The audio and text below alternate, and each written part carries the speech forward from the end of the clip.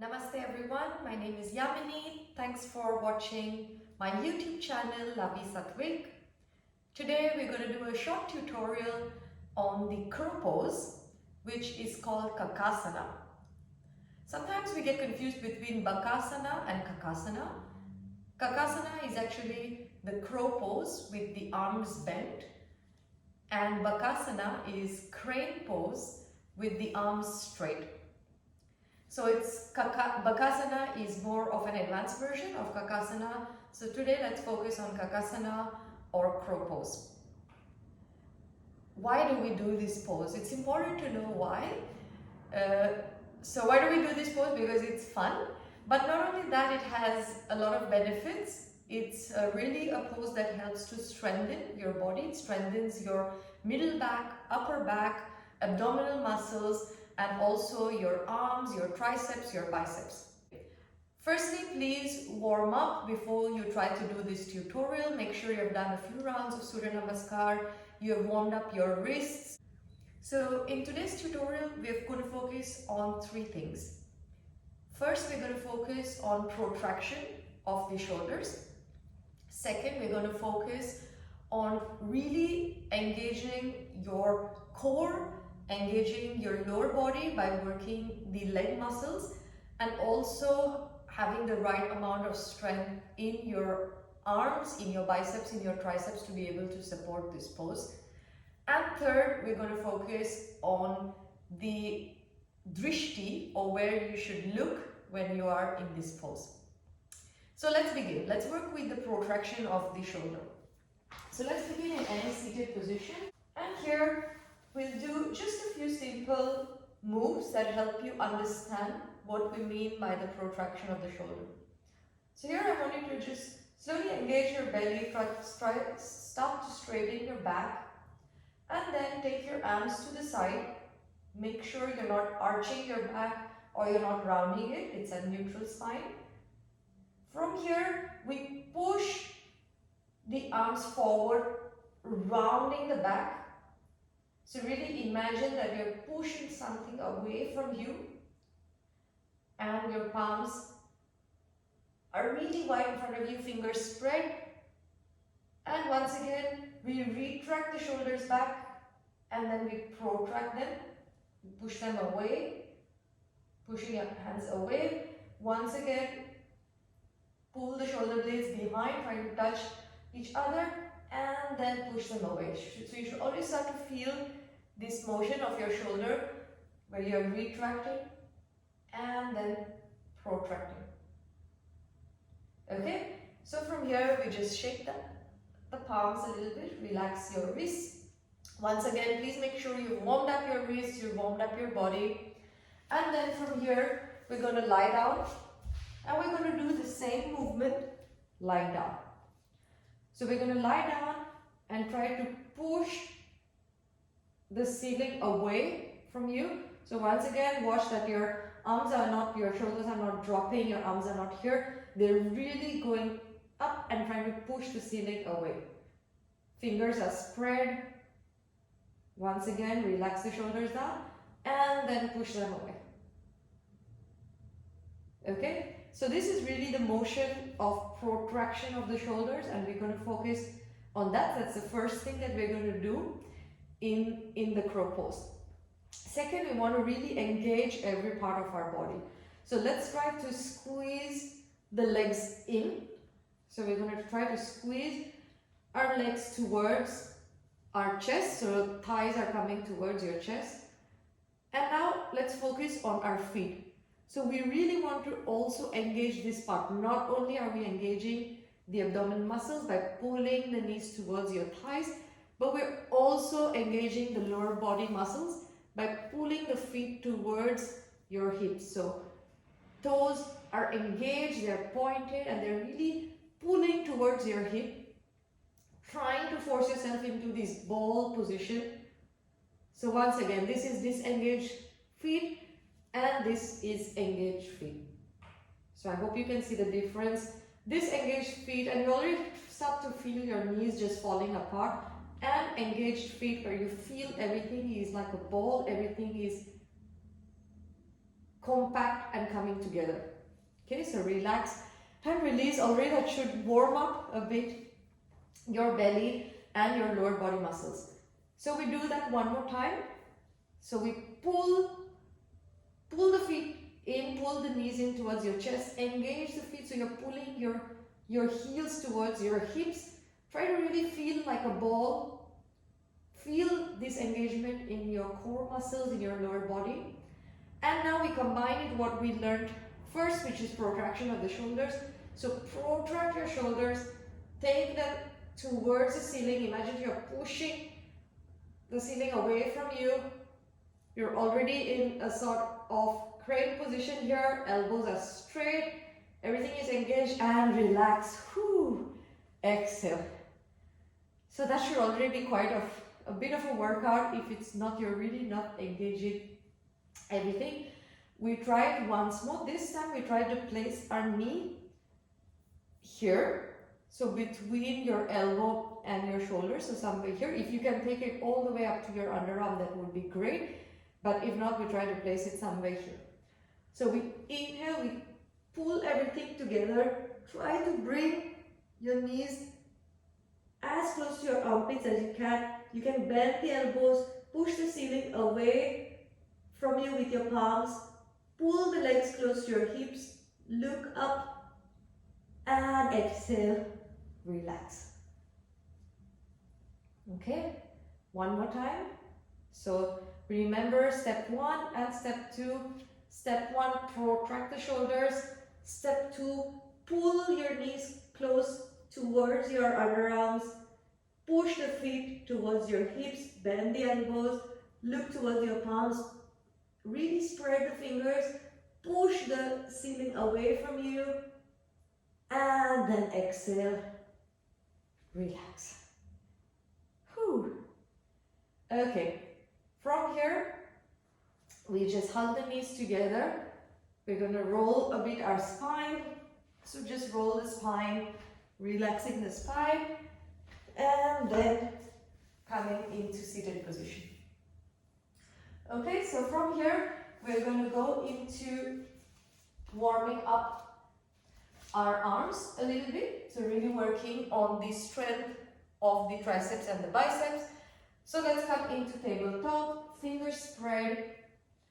Make sure palms are in line with your shoulders. Knees are in line with your hips.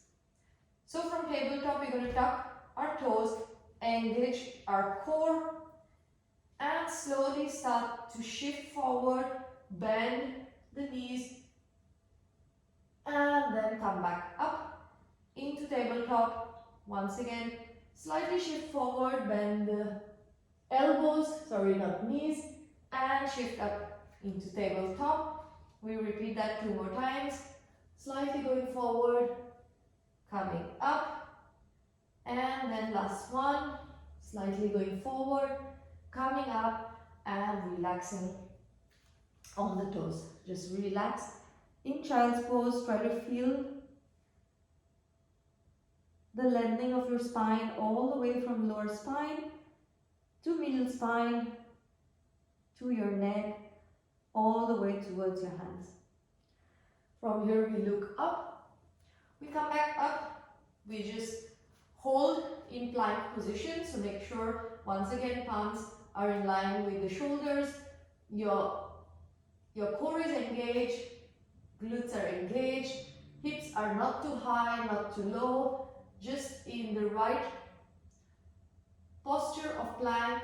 Slowly shifting the weight forward, bringing the elbows down, holding here in chaturanga, and then dropping the knees, come up into cobra, and exhale into child's pose.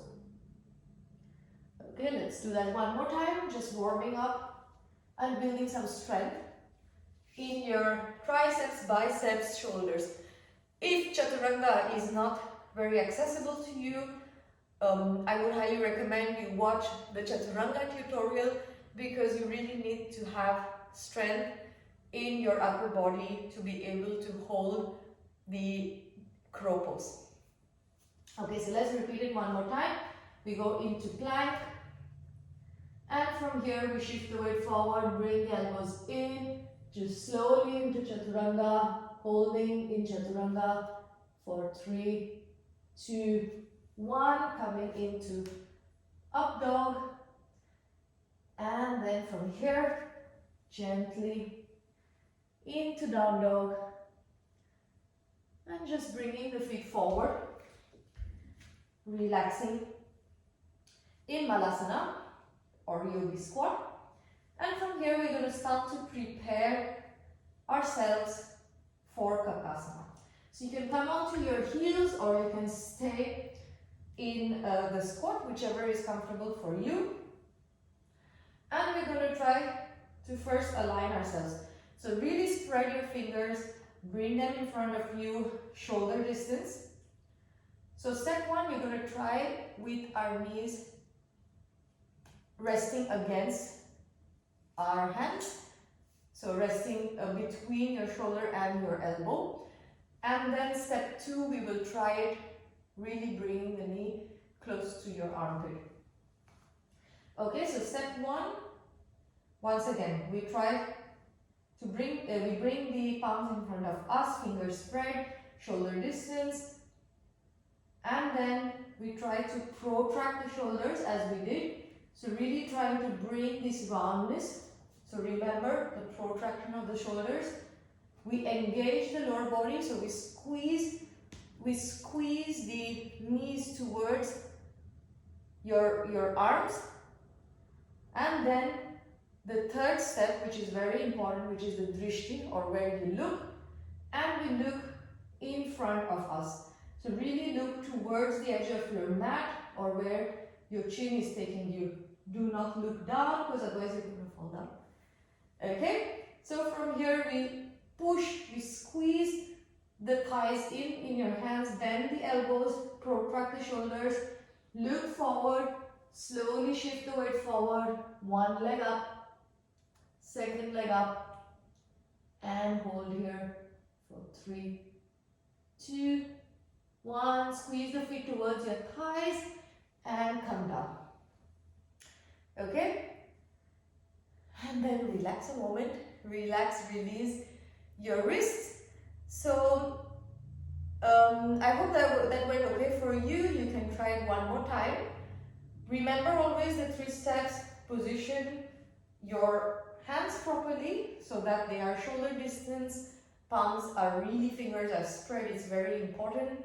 You're bringing the elbows in, you're contracting the core, you're protracting your shoulders, you're squeezing the thighs in, and then when slowly you lift one leg up, 2 leg up, you're really engaging your feet to bring them close to your thighs.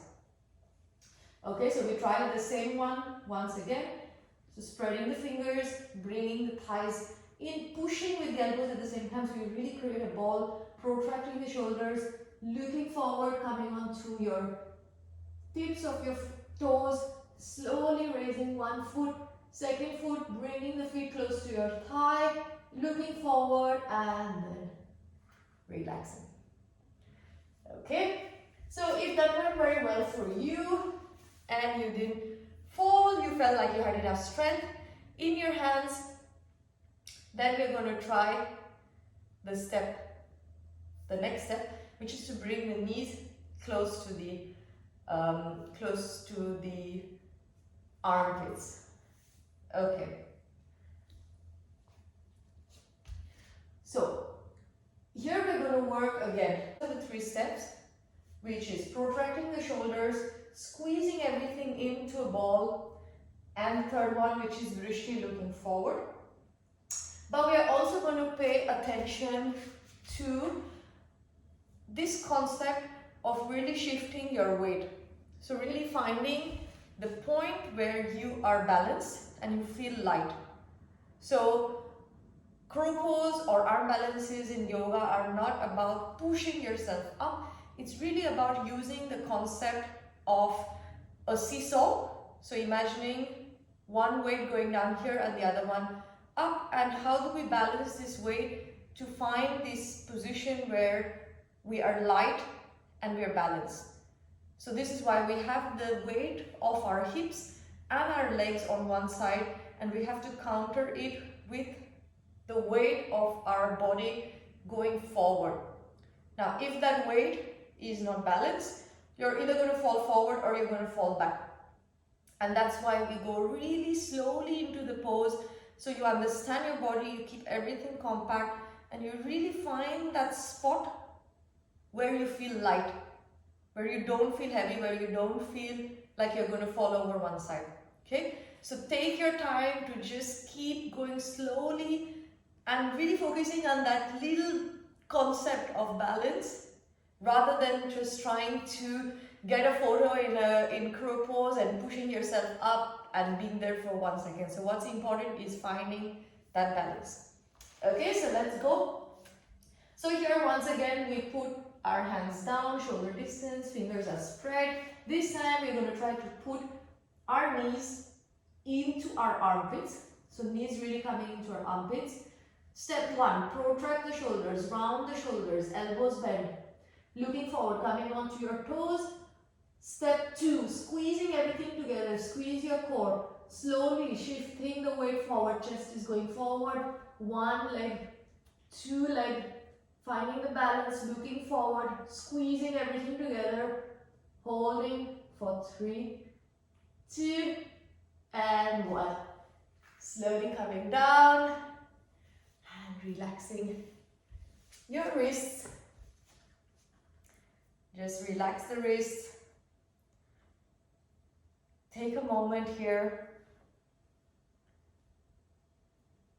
and just relax.